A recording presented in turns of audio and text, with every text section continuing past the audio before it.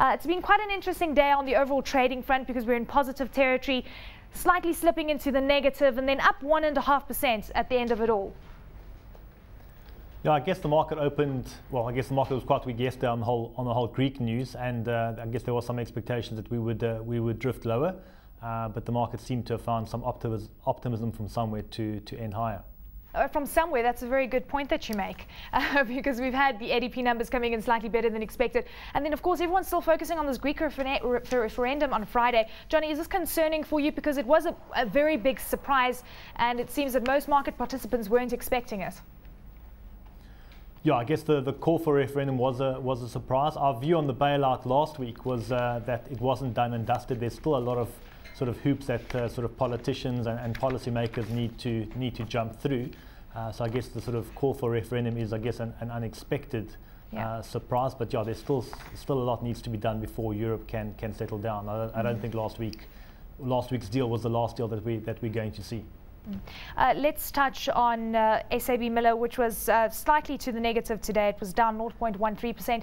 We had some numbers out of Molson Coors. It's a third quarter profit coming through and actually disappointing the market and coming in below market estimates. Give us a sense of how this affects SAB Miller.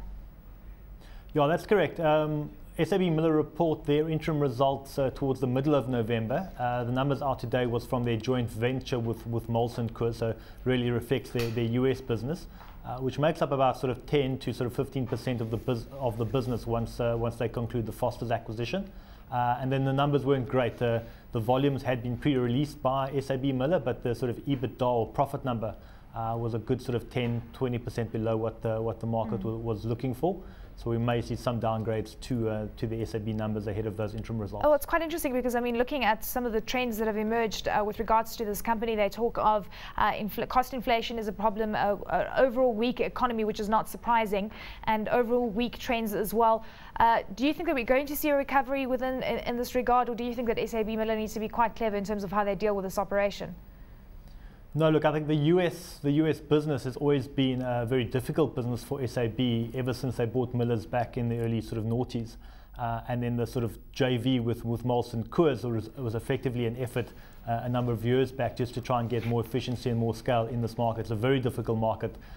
They suffer from sort of very poor volumes and sort of lack of pricing power. So I think it'll continue to be a drag on the overall SAB franchise, which is in slightly better shape than the US joint venture. Let's touch on Nedbank, as I mentioned, out with its third quarter numbers today, or trading updates in a sense. Credit loss ratio has improved to 1.13% from 1.2% for the 6 months to June. Johnny, I was talking to Patrice Rousseau a little earlier today, and he said he'd like to see it sitting at around 80 basis points. Do you think that it can be done, that it can go so low? Look, through the cycle, historically, the banks have been able to get significantly lower than 80 basis points.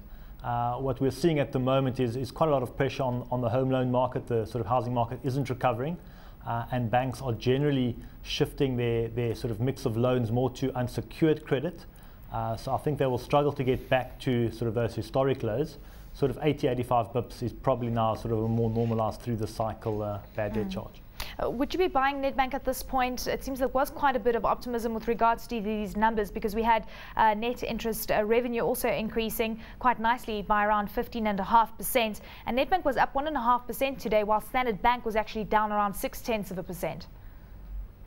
Yeah, we do own some Nedbank in our portfolios, and sort of at certain levels we do sort of accumulate the stock. We think it does offer reasonably good value. They should generate about 13.30 Rand of earnings for FY11, so that puts them on about a 10.5 multiple. I guess our concern on all of the banks, the domestic banks, would just really be the outlook for FY12, just given sort of a weaker economy and national treasury and most of the houses out there sort of reducing their GDP forecasts for 2012. So I think Nedbank, good earnings growth for the current year, north of 20. I guess the key concern would just be what they can deliver in FY12. And Capitec embarking on raising capital, issuing more shares, a positive in your mind? Look, they're very sort of capital-hungry business. They're growing very quickly in that unsecured space, and I guess they have a choice to either issue debt or equity. The equity is trading on a P multiple of 19. That's about an earnings yield of 5. if they had to fund in the debt markets, they'd have to pay significantly more than that. So I think they are taking advantage of the very high equity rating that they have to issue paper. And I guess because they are growing so quickly, they'd also need core tier 1, so effectively have to issue equity capital. But yeah, we wouldn't be participating at these levels. We think it's quite pricey at these levels. We've seen quite a nice reversal in the gold price as well, and of course that coupled with a bit of rand weakness, resulting in Harmony share price up around 7%. And in fact, Harmony also out with some numbers earlier this week, and it seems that production is on track for the financial year 2012. Is Harmony looking attractive to you right now? It's trading at just below 110 rand a share. We would prefer sort of Goldfields and AngloGold, and they will start also to report in sort of a week or two. AngloGold will be particularly interesting. They got rid of their hedge book this time last year, so it'll be interesting to see the sort of year-on-year increase in their profits now that the hedge book is underway, and that probably in our mind offers considerably more value than Harmony. And of course we just had a tweet coming through for the show. The question is, any word on whether PSG increased its holding of Capitec, and of course today perhaps, or over the last few sessions? Would you have insight into that, Johnny?